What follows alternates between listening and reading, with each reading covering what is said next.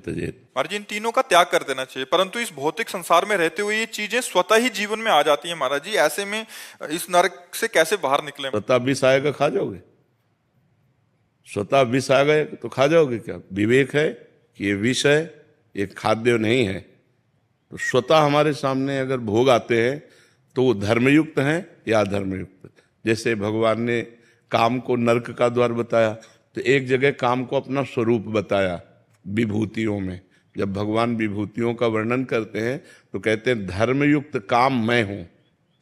जैसे पानी ग्रहण किया, धर्मयुक्त पत्नी शास्त्र सम्मानित स्वीकार किया। आज जो ये व्यभिचार प्रवृत्ति चल रही ना, ये नहीं, शास्त्र प्रमाणित कुल परंपरागत धर्मयुक्त पाणी ग्रहण वैदिक मंत्रों के द्वारा अग्नि को साक्षी करके जिसको स्वीकार किया संतानोत्पत्ति के लिए, उससे किया हुआ भोग वो भगवत स्वरूप है, वो पाप नहीं है, वो उसके लिए दोष नहीं है। ऐसे ही स्त्री के लिए है, अपने पति के साथ सहवास करना धर्म है और दूसरे पुरुषों को काम दृष्टि से देखना मात्र पाप है। पर ये बातें, कलयुग का प्रभाव कैसा चल रहा है, इतना गंदा वातावरण होता जा रहा है। पवित्रता जहां छाई रहती है वहां आप संशय हो रहा है, वहां आप संशय हो रहा है।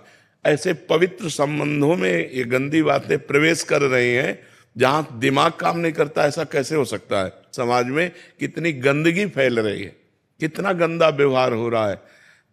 ये समझा ही नहीं जा रहा कि ये धर्म है।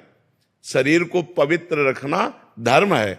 जैसे स्त्री शरीर है, इसको जब तक ब्याह ना हो तब तक पवित्र रखना ये धर्म है। और फिर पति को पवित्र होकर समर्पित करना और आजीवन उस पति के अधीन रहना ये धर्म है। ऐसे पुरुष के लिए है, जब तक पाणी ग्रहण ना हो तब तक ब्रह्मचर्य रहना धर्म है। और जब अर्धांगिनी मिल जाए तो उसे प्राण के समान प्यार करते हुए, उसकी गलतियों को क्षमा करते हुए, उसकी मनोकामनाएं पूर्ण करते हुए, उसे धर्म के लिए उससे अनुमति लेते हुए सहज मित्रवत भाव से आजीवन पार करे। ये गृहस्थ धर्म हमारे सनातन धर्म का है। अब आज क्या हो रहा है?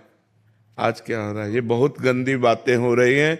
आप सब नौजवान बच्चे संभलो, इससे तुम्हारा जीवन बड़ा संकटपूर्ण हो जाएगा। बच्चियां, एक बॉयफ्रेंड ब्रेकअप, दो बॉयफ्रेंड ब्रेकअप, तीन बॉयफ्रेंड ब्रेकअप, ये क्या चल रहा है? इसे क्या कहा जाता है? वैश्या प्रवृत्ति। जो कई पुरुषों से संबंध बनाए उसे क्या कहते हैं? और जो कई लड़कियों से संबंध बनाए उसे व्यभिचारी कहते हैं। तो अब व्यभिचारी और वैश्या प्रवृत्तियां अंदर धारण करना, अब इससे आप सदगृहस्थ बन जाएंगे। जब आपको पत्नी मिलेगी तो आप अपनी पत्नी में संतुष्ट नहीं रहेंगे, जब आपको पति मिलेगा तो आप पति में संतुष्ट नहीं रहेंगे, क्योंकि आपका व्यभिचार करना स्वभाव बन गया है। इसलिए धर्मयुक्त ब्याह और उससे भी जो संतानोत्पत्ति के लिए भोग किया जाता है वो काम भगवत स्वरूप है। तो ऐसा नहीं कि हमारे सामने हर भोग आ गया तो हम उसे भोगे। हमारे अंदर विवेक है, धर्मयुक्त भोग है तो उसे हम भोगे, धर्मयुक्त नहीं है तो हम उसका त्याग करें, नहीं तो हमें नरक जाना पड़ेगा। जो पर पुरुष से रति करती है, रौरव नरक कल्प सत्पर है। पति वंचक परपति रति करई, रौरव नरक